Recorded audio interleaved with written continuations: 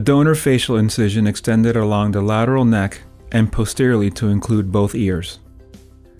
Soft tissue dissection proceeded to identify the major blood vessels and nerves, including the external jugular vein, internal jugular vein, external carotid artery and its tributaries, internal carotid artery, and the facial nerve while preserving its main trunk. These structures were then carefully divided. The scalp and soft tissues of the forehead were reflected forward, and dissection proceeded down to the periosteal layer.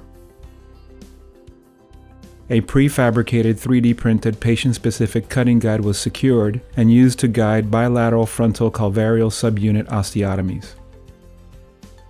After preservation of the functional structures of the eyelids, the supraorbital and infraorbital nerves, patient-specific cutting guides were also used to guide precise nasofrontal, maxillary, and zygomatic osteotomies.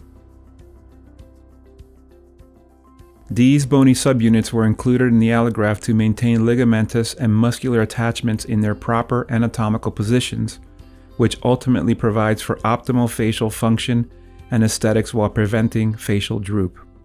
The mental nerves were carefully identified, divided, and included within the allograft to preserve sensation to the lower lip and chin.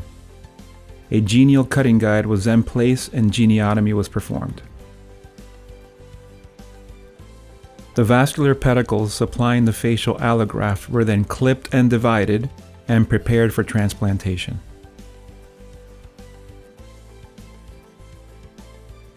Concurrently, the recipient underwent surgery to excise injured and scarred tissues and recreate defects for precise adaptation of the donor face.